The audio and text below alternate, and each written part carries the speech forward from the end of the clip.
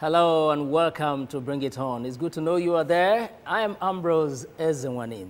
We are here again to look at what concerns all of us. This time around, we're looking at Nigeria's diplomatic relations with some countries. Of course, you know that in recent times, we've had Nigerians repatriated from South Africa, from the United Kingdom, and there are even rumors that France is waiting to do the same thing. But why are all these happening at this time with countries Nigeria is friendly with? As far as we know, there is no enmity, so to speak, between Nigeria and South Africa, nothing like that between Nigeria and the UK. As a matter of fact, the UK, as you know, it was or is our colonial masters. So why are Nigerians not wanted in some countries of the world? That's the issue we're looking at today, and probably what can be done to cement or better the relationship. Now, I'm not alone here in the studios to discuss this issue. With me is a social activist, Dr. Ray Ashenewe. Welcome to Bring It On. Yeah. He's also the convener of Secure Our Vote Group. So he knows what it takes to have people in a place and what it takes to have their views respected. Dr. Ashenewe, you know, of course, Nigerians have been repatriated from South Africa. Looking at our relationship with South Africa, did you fault that move, or you think it's in line with diplomatic transactions? I think what really happened is that when one's house is not okay, there is bound to be a lot of things happening.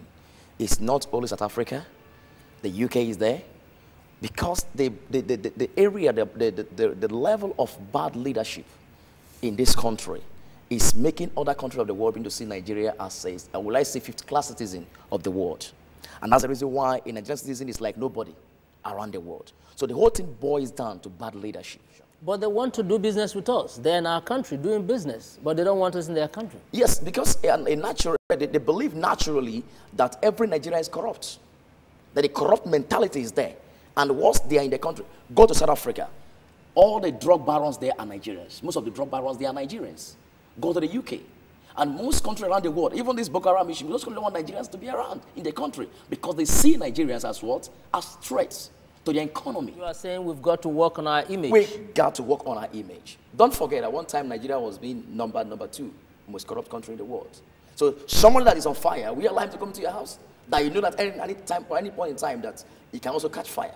So they are being careful of their own personal economy too, so you won't blame them. But let's look at the process. Before you go to South Africa or you travel to South Africa, you go to the embassy and get the visa. Yeah. Is that not where the screening should be done? Yes, the screening has been done because they want the money from Nigerians. They are seeing Nigerians too as a problem. But I must be frank with you, it's not a vaccine, it's not a yellow fever or something. It's not a vaccine something. Yes, 125 people cannot have the same thing. But the funniest thing about the issue is that the same person that signed the 125 is the same person, the same date, the same batch number. And they discovered that. And they said, no. How could all of you have gone at the same time to get this visa? And the same day. So that was a plus for them. They just look something they can use to tell Nigerians, hold on your own country. We don't need you over here. Yes, if you're talking about the yellow fever card, let's go ahead and ask the entry that is entering Nigeria should have tuberculosis card because they are prone to tuberculosis. And how many Nigerians have you, since 86, that yellow fever have killed? So it's wrong. They just find something to make sure they ask Nigerians not to enter the country because they see us as what? Threats to their economy. Now, of course, in retaliation, Nigeria also sent back some of their citizens. That's the diplomatic game. I must commend the Honorable Minister of Foreign Affairs. Yes. He took the bull by the horn, and that made them to come and beg. He tried. I must commend it. It was a nice one. It was a nice one. It was a nice one. Because Nigeria is a big market for them. Yes. Let me quote the CEO of Standard Bank. He said one time that he came to Nigeria with $200 million. And he said that Nigeria is a place whereby you can do business and make money, even MTN. Yes. So they knew that our economy is good, but because of bad leadership, have destroyed the image and brand of this nation, Nigeria. Now, why this particular treatment from South Africa, knowing fully well what Nigeria did to set that country free from apartheid? You know, somehow, as I said earlier on, Nigeria is known as the giant of Africa. Yeah. And when a big man did not know how to handle his house well, it's possible for even a child to mess him up. It's not only South Africa. What about Togo? What about Libya? Nigeria passed through hell. Cameroon, Libya, they passed through hell in the hands of these countries. We need to put our house in order. When we put our house in order, I believe the whole thing will be, there'll be a stop to the whole thing entirely. Okay. Now, if you talk of the UK too, they are big brothers or fathers, you may say. Is there anything wrong in our relationship with them too? Why are they not trusting us? There's nothing wrong. It's just like when you are gaining something from somebody before and they found independent, defines independence, somehow you just feel, let me leave you and see how you're going to survive. Back to South Africa again, because we know the relationship that existed there and the level of business. Don't you think their business relationship with us could have balanced the relationship? In other words, if they want to do certain things, they say, oh no, we have business interests here, so let's handle it this way. But they're not treating us that way.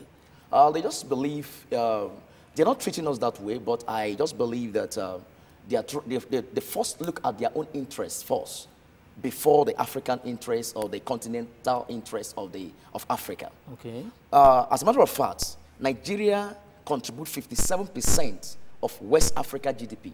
The Director General of the Nigerian Institute of International Affairs last week about this South African issue, and he made a point that South Africa sees Nigeria as a threat in terms of political clout or power in Africa. In other words, they know that Nigeria, you know, where the seat for the permanent seat in the Security Council, South Africa is a challenger, a contender. Definitely. And so they see Nigeria as a threat. And so what they want to do is to, even during the fight for Cote d'Ivoire, you know, South Africa was against Nigeria's stand on Cote d'Ivoire. So it's like anywhere Nigeria goes, South Africa goes the opposite, because they see us as challengers. Right. Yeah. Is that a tenable? It's correct. Is correct. You know, when Nigeria is highly respected all over the world, we have the human resources, we have the resources available, but just that when you have all the resources, you don't know how to manage it, don't put it well, you'll be messed up. South Africa really see Nigeria as a challenger, really, because they know that Nigeria and South Africa is the only country in Africa that the world is looking out for. But for them to turn back and fight against their big brother, that's a big problem as well. They should have looked at African interests as a whole.